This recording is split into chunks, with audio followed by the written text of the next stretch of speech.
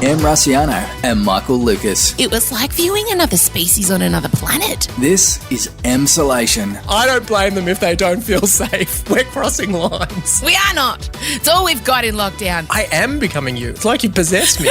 I want to implement a safe word for my family, and I'll just shout at them, banana, banana. You're in Emsolation. Tick, tick, tick, tick, tick, tick my box. Hello, my darlings. How are you? Welcome to Emsolation. I hope that you've popped me in your ears and whatever worries are weighing on your heart or mind just melt away for the next 35 minutes to 45 minutes. I don't know. I never know, of ridiculousness.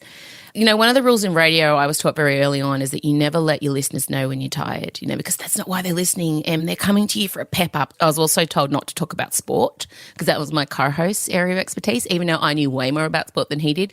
But anyway, I digress. But I'm going to tell you guys, I am so tired. I'm not quite sure what to do with myself. Elio is just not sleeping. He's going through a sleep regression and I think I'm getting about 2 to 3 hours straight a night, and that's been happening for probably nearly 2 weeks now, and it's really starting to affect everything. It's starting to affect my resilience, my ability to deal with life. You know, it's for anyone, you guys know, but you just forget. You forget when you've got older kids and then you go back for a baby. You forget how brutal not sleeping is.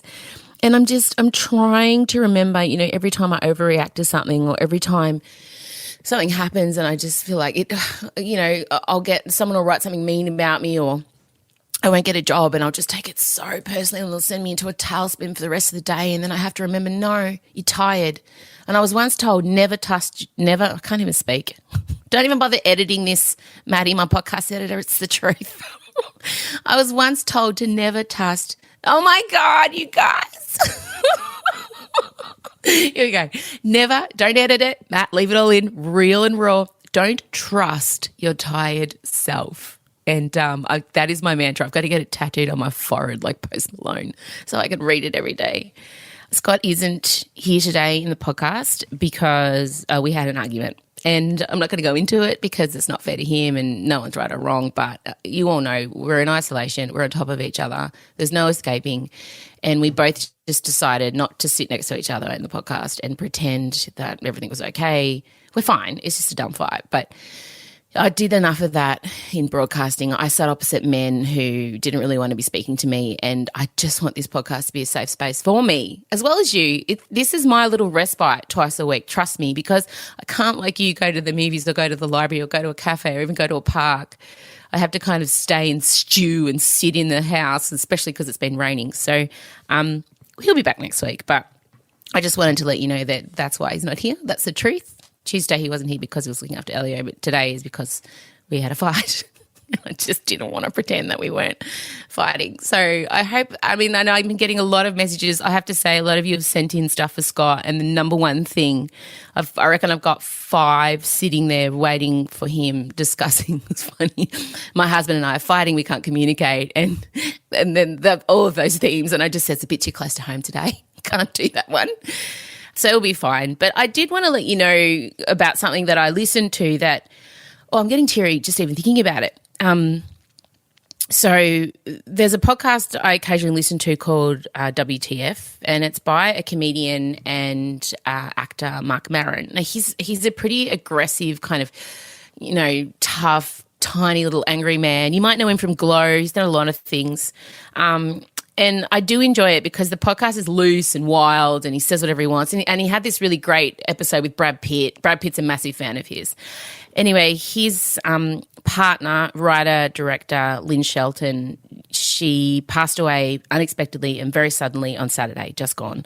And she was incredible. She made Hump Day, Your Sister's Sister, but she also directed Glow, Mad Men, New Girl.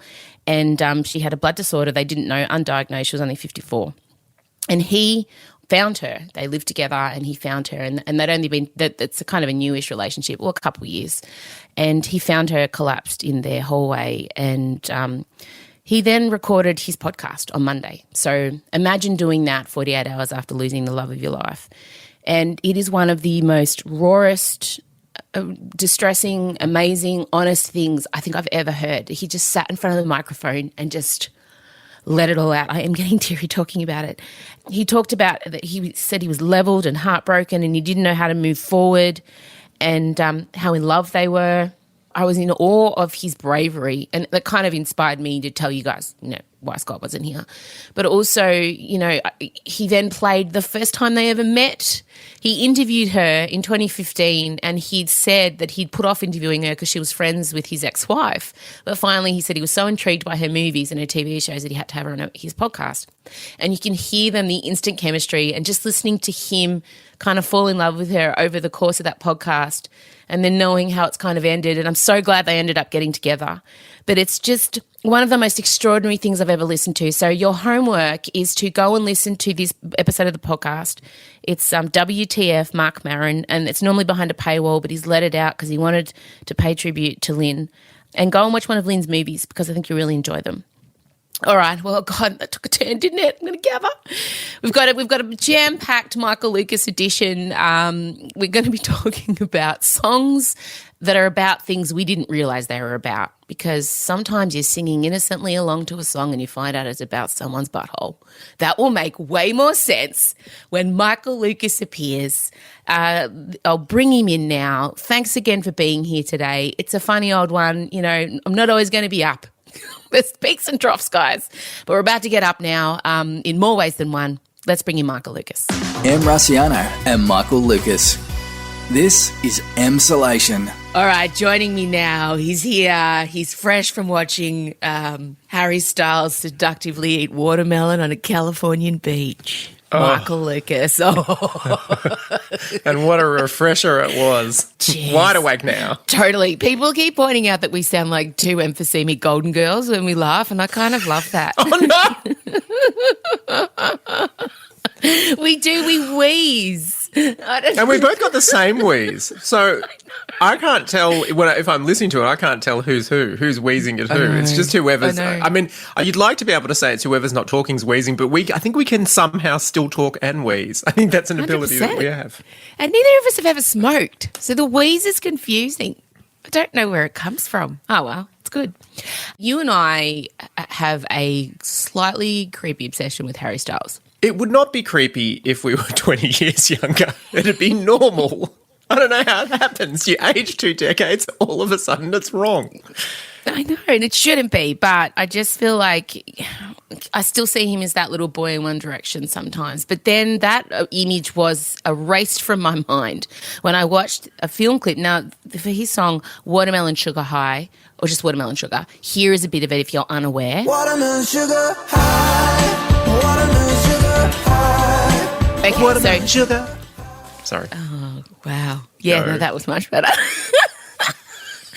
So in the film clip, basically it's Harry dressed in his grandmother's clothing / Gucci, surrounded by hot kind of, how would you I don't know how you describe them, like bohemian millennials? I don't know. What would you say? I just went with models. I mean, that was my first stop. No, but there was lots of different sizes and colours and genders, and like there was a trans woman and there was an Asian at the end. Yes, I saw that. Yeah, I know.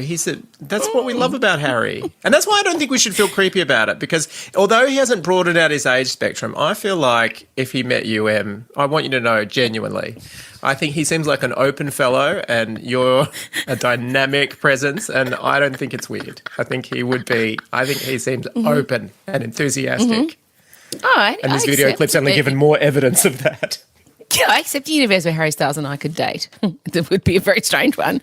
Well, see, for me, so it's just him on the beach eating watermelon surrounded by models, basically. And the video starts out with it says it's an ode to touching, because in America, they're obviously in the throes of hardcore lockdown. Like, they are 6 months behind us. And just the fact that he's just put, it's an ode to touching. So people are watching it going, oh, my God, those people are holding hands. It's really taken us back to a time where any sort of touching was just scandalous. But what I want to talk about is the fact that I didn't realise that this song was an ode. to going down on women. And I'll be fair, I actually didn't think of that. I've listened to the album for quite some months now, and that didn't necessarily... I mean, I definitely got that it was a bit of a sexual metaphor, for sure.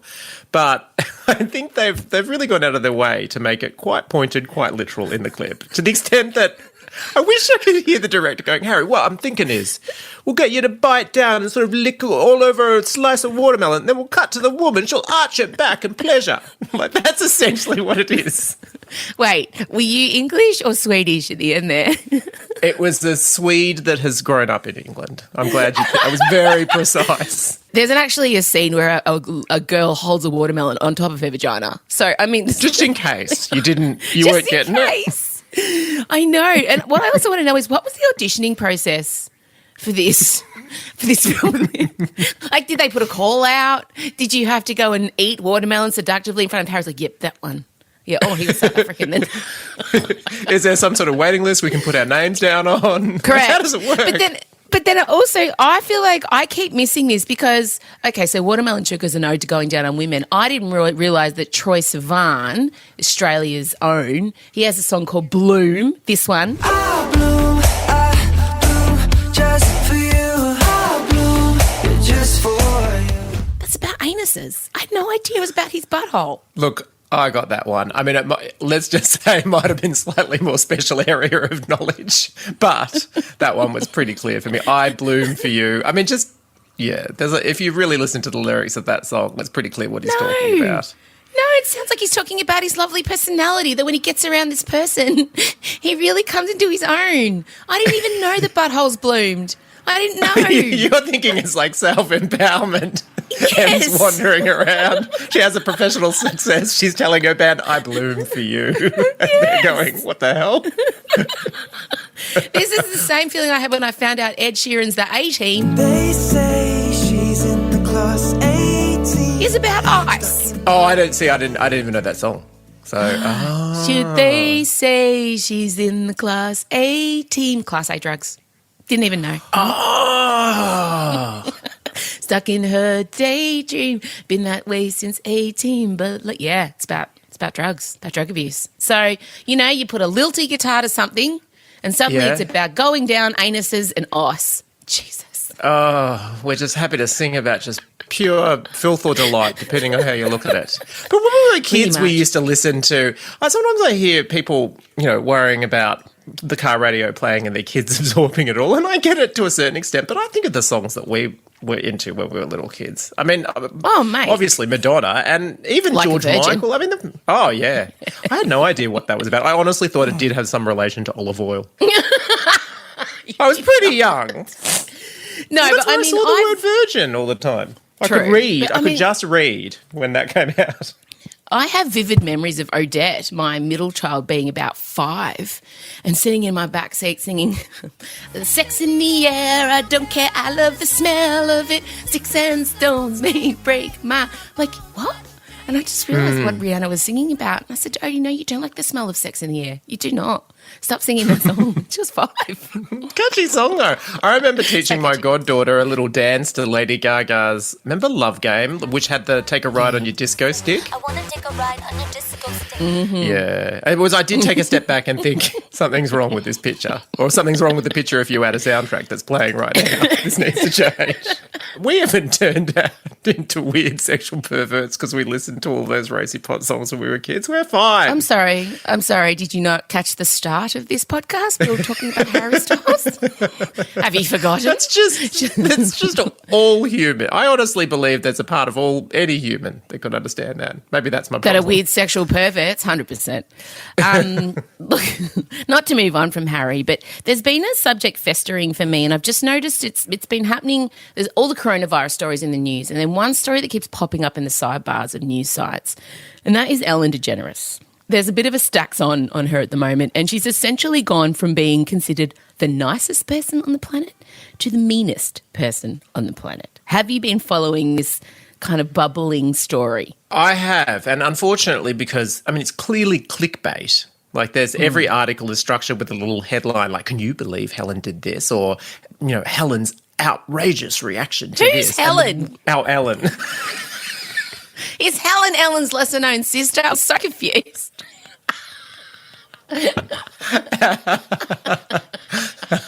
That's just what I call Ellen for reasons completely unknown. But I do click on those articles, and then I hate myself because I'm propagating the whole cycle of. But I just want to know how much of it is true, and how much of it is because. Look, I'll be honest, completely honest. I found it a little bit triggering because some of the ways that they've described her, I have been described, and she is a woman who's kind of had a lot of adversity. She basically had America reject her when she came out. She lost her television show. She hit rock bottom. I just feel like how much of it is true and how much of it is it because she's a woman in charge of a large company. And, you know, sometimes as the boss and sometimes when your name is on the show, you want everything to be perfect because when things stuff up, it's your name that gets dragged through the mud. So, you know, I read these things and I think, God, is she really like Satan reincarnate? I mean, obviously hanging out with George Bush was gross. She shouldn't have done that. And then YouTuber came on the show. Her name's Nikki. She's a Dutch makeup artist, transgender woman. And she said that Ellen was cold towards her and she didn't get a toilet. And then Ellen also obviously compared being in her mansion to being in prison, being isolated. There was also that person on Twitter that said, "Tell me your worst story about Ellen," and there were like thousands of responses. But I mean, there was no way of knowing if any of it was true. But he also said that he'd donate $2 per response to an animal shelter. So I'm still not sure that the net thing was a lot of good in the world. But anyway, sure, yes. No, but imagine being the type of person who thinks it's okay to tweet, tell me your meanest stories about another human, and then retweeting all those. Like, I just feel like that is the armpit of humanity. That is not okay. Yeah. It made me feel really... I've got my own dark theory about the timing in some ways. Well, because she's had this show for like 15 years or something like that, and for the vast majority of it, even when she was hosting the Oscars and everything was fine. And then over the past few years, things have changed, and maybe she's made a few missteps and everything. But what I notice is that sometimes it's when these like women take the extra level of ambition and like, for example, Oprah, beloved. But there was one little time where she was getting a lot of bad press, and that was when she left her show and she tried to start her cable network OWN, and it was struggling. And there were like a lot of stacks on articles about Oprah's going to fail, and it was like she took that bigger step, and everyone wanted to pour shit on her. And with Ellen, over the past few years, she's gone from just producing her show to now she produces all these shows. Like she does like Game of Games, and she's become more than just a quirky host of a TV show. Now she's like, a CEO of a really big company. And as soon as that started happening, then the tide started turning on her. And it was like all of a sudden there's clearly enemies there now.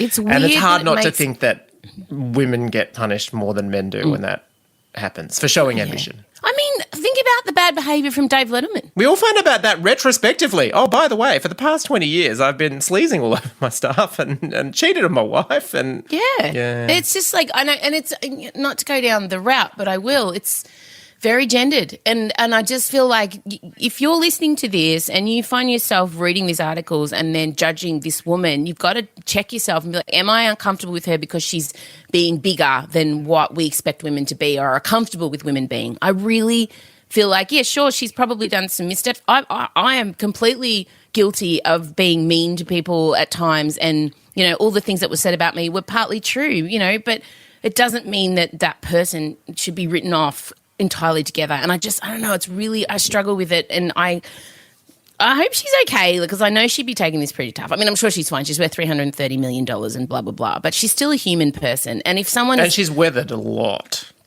She has. So her skin would be pretty thick.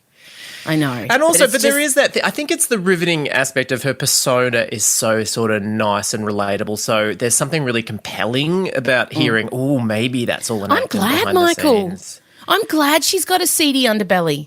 I really am. I think it makes her more of a rounded human. No one can be that goofy and nice all the time. It's not natural.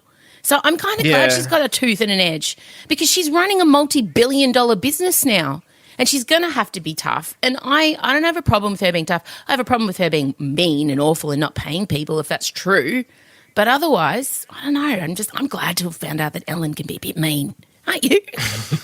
It's also in the eye of the beholder completely. I always, there's lots of people I work with or have worked with over the years, and people say, "Oh, how did you go with them? I thought they were a total nightmare." And I'll be thinking, well, I don't know. No, they were clearly dedicated, but I wouldn't say that. But I don't want to. I mean, I'm sure that maybe was their experience of working with them, but I think you always have to take it with a pretty massive grain of salt when you hear, and also just the quantities of people that she has to work with to get those, not just that one show, but all those shows up. And someone's always going to have a problem. And that was always said about me, you know, it's either people really love working with me or people found it really hard and awful and intimidating because I took the fact that my name was on things very seriously. My name is all I have, and if something goes wrong with that, I can't go and get another job. I'm still M. Rossiano. And if people I felt weren't doing their jobs correctly or being slack or weren't respecting what we were making, then I was really hard on them. And I'm better at it now. But I took it really seriously and would have zero tolerance for anyone not working as hard as me. You know, and in hindsight, I realise that's probably it'd be unfair and I'm a workaholic and obviously have more invested than they do. But, yeah, I don't know. I was really thinking about it a lot yesterday. I'm glad we've spoken about it. I'm not getting a lot of sleep, so these are the things that are passing the time. Before I let you go, we do love to discuss the things that we're watching on the telly. And look, for me, I've become obsessed. There's a show on Netflix called The Great. And it's loosely based on Catherine the Great's rise to power in Russia. Elle Fanning, sister of Dakota, plays Catherine, and the show is hilarious and bonkers. Hey, side note, where is Dakota? What's she up to? I know, I was thinking about that the other day. Shit, gosh, Elle's really risen up, hasn't she? I remember when Elle played Dakota's, like the younger version of Dakota in some early movies. Oh, no, I don't know where Dakota But also, is. don't forget The Great, written by Australian and showrun by Australian Tony McNamara, formerly of Offspring and Love My Way and Puberty Blues. I've worked with him. He's a genius. So when's your breakout? Shut up! No, this was a play, a play that he wrote that he's expanded over the years. He also wrote The Favourite with Olivia Colman, which won her the Oscar. He's doing pretty well. Amazing. And also, the last time I caught up with him, he was writing the Cruella de Vil movie for Emma Stone. So, oh my God, he's living your dream fantasy. Doing all right. I know. Are you okay? He's your Korean nemesis. Happy. Yeah. But it's so great. I really encourage you to watch it. Look, she's a very important woman in history because she pioneered the rights of women in Russia and she's progressive and she embraced science and she eventually overthrew her husband to become empress, and it's aggressive and like they swear a lot and they haven't adjusted the language for the time, for the 18th century, which is great. And I love it. But you did point out it's kind of the thing now is to take historical events and really just warp them. I mean, the documentary The Crown is the other thing that well, that sort of tries to stick sort of close with some embellishment. But there's wild ones. There's wild ones that completely take famous events and completely divert. The one that I'm watching at the moment is called Plot Against America.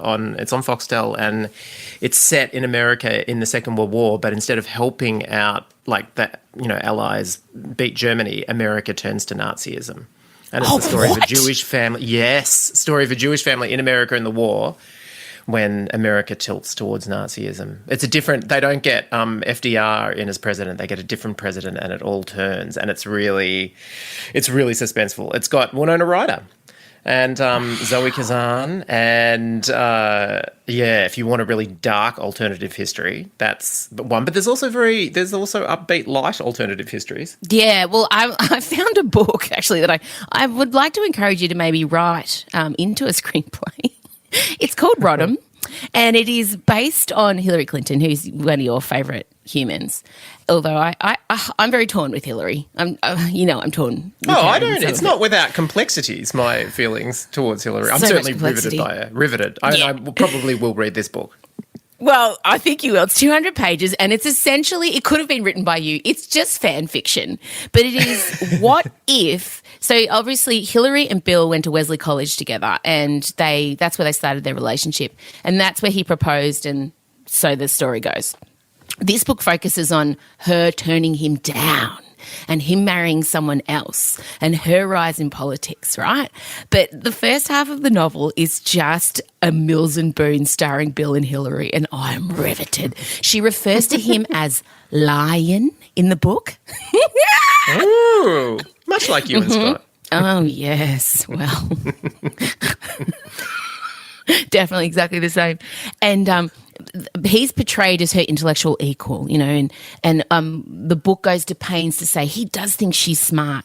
Here's a little bit. Here's just a little bit. That was my favourite bit. This is Bill talking to Hillary. Your outsides are as attractive all by themselves. Hang on, I sound like a Southern Belle. Yeah, it was very Steel Magnolias. I appreciate it. You went straight to Olympia Dukakis, who weirdly does look a little bit like Bill Clinton. But continue. Oh my God. I won't do the accent. Your outsides are attractive all by themselves. I don't know if I'm supposed to say this during the women's movement, but you have great tits and your little waist and your nice soft bum and your delicious honey pot. Oh, wow. I'd heard that the early sections of the book hewed closer to reality. And, Jesus, do we have any sources for that dialogue? I don't know. What about this one? I joined Bill in bed, and when I was lying on my back naked, he was laying on top of me naked. He looked at me and smiled and said, Hillary, I really enjoyed discussing theology with you. I also enjoyed doing lots of other things with you. And then he plunged inside me. Oh, my God. Do you reckon Hillary's going to read it? Of course, she'd have to. What would you make of it? I just love how he jumped from theology to plunging. Amazing. Yeah. But you know, I mean, I've never met Bill Clinton, obviously, but that's the vibe you get. He's Rhodes Scholar, but then also very randy, worryingly so. Oh, yeah, he's a horny Rhodes Scholar. Isn't Tony Abbott a Rhodes Scholar, though? Like, aren't they handing those things out like, you know, Tic Tacs? I'm going to write your alternative history. It'll be riveting. Oh, shit. How will it divert from reality? You don't need to. I think the real one is scary enough. So, so I'm telling you guys to watch The Great. Michael is recommending, what was that one called again? Plot Against America. And if you can get your hands on Rodham online, I highly recommend it for a bit of nighttime reading. 50 Shades of the Clintons. Well, let's just say Hillary and Bill take very different paths in their political careers in this book, and you will approve of where she ends up. Let's just say between that. The sheets. All right, I know you've got meetings, so you best be off. Thank you so much for your contribution today. I feel like, look, there was definitely a theme. Okay. You're welcome. Talk soon. Yeah, I bloom just for you. I bloom. Anuses, who'd have thought? Yeah, I'll see you tonight. Coming over for dinner. Okay, bye. Bye. This is Emsolation. All right, guys, you know on Thursdays I invite my friends in to let us know what they've been up to. Today is someone I think is one of the most talented performers in Australia. I don't think she gets enough credit. Christie Whelan-Browne, she's an actress, she's an incredible singer. I first fell in love with her when she played Olivia Newton-John in Xanadu. She wore roller skates on stage. She's been very open, something I also respect about her struggles with IVF. You should follow her. She's a wonderful human. Her and her husband, Rowan, are incredible. He's also a dancer and a performer and a singer. He played Peter Allen, the boy from Oz, on stage. Oh, my God, what a power couple. Here she is, just to let you know what she's been up to. Hey, Em and Michael. How are you guys? Long-time fan, first-time caller. I thought I'd fill you guys in on my isolation week. As usual, was an up and down.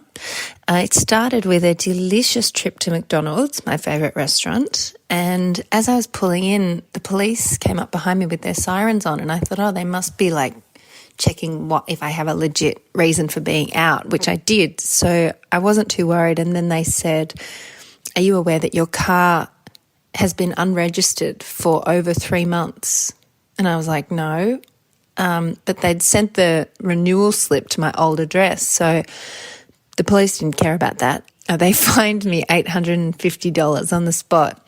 And then I had to get a new roadworthy certificate, which was $750, and then the new registration itself, which was like $1,000. So that was a really brutal day out, and it really soured my medium quarter pounder meal. I mean, it didn't ruin it, of course, but it just took the edge off it a little.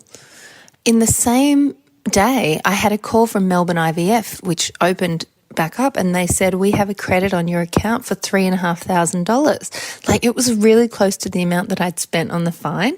And I felt like Jerry Seinfeld in that episode, you know, where if he throws $20 out the window and then he finds $20 in his pocket, you know, like everything evens out. I've had a bit of one of those weeks, which is better than, you know, just feeling like you're just covered in shit, you know. At least there's been some positives in there as well. And there is a man who lives at the end of my street. He lives alone. He's probably like 80 years old. And he's just the sweetest, smiliest man. I often see him out like doing some gardening or whatever. But when I go out for my walks now, he's out there and he's still dressed in like a button-down shirt with his hair done. You know, when you see an old man and he's still dressed up like that, there's just something so heartwarming and also like breaks your heart. I don't even fully understand it, but every time I see him, I cry, and he smiles at me and waves, and I'm just like doing that face where you're holding in tears. He probably thinks I'm just so weird, but I'm living for that man in isolation. Yeah, look, life is up and down, but I think all in all, we're pretty lucky, and lucky to have you guys spreading joy. And I've been making some isolation videos, and I just finished one where my husband and I performed the choreography from a chorus line in our lounge room. So I've put my back out now, so I'm hoping that my osteo is open for business, or I'm in trouble. Lots of love to you guys. Mwah. Don't you love how she just casually says her and her husband were doing the choreography to a chorus line? And you need to know that Rowan starred in a chorus line. So this isn't just them doing some bodgy TikTok. This is two professionally Broadway standard trained actors just giving it their all in the lounge room. Go follow Christie. It's Christie Whelan-Browne, Brown with an E, on Instagram. She's amazing. She's also in Mad as Hell. She's in Neighbours. I just adore her. I adore her honesty. And, you know, you don't often hear women talking about IVF and how hard they're finding it. Follow her for her talents and also her honesty.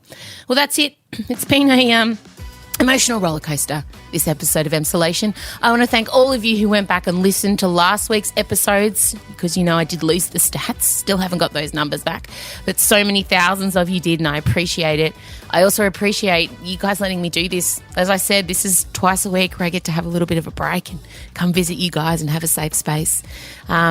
Please recommend Emsolation to anyone you think may need me in their life. Maybe they've never heard of me. What an introduction, baptism of fire.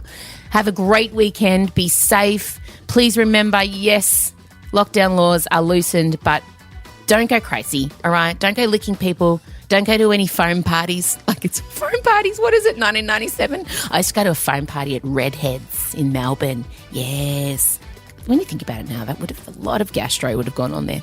Oh, here we go. We've spiraled again. All right, guys, I'll check in with you, obviously, online, and chat to you on Tuesday. Bye.